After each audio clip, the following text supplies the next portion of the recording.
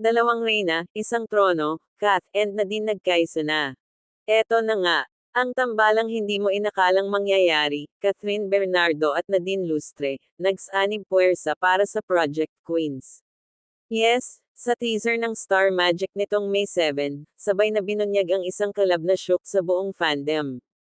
Noong 2010s, sila ang reyna ng love teams, Katniel at Jadine, pero laging may rivalry issue. Pero ngayong 2024, nag-followhan na sa Instagram, parehong empowered, at parehong walang ka-love team. Kaya ang tanong ng bayan, sila ba ang tunay na nagtagumpay sa career habang tahimik ang ex-love teams nila? One thing's for sure, the queens are done competing, now they're ruling together. Anong klaseng proyekto ang babagay sa kanila? Action, drama, suspense. Drop your dream collab idea sa comments.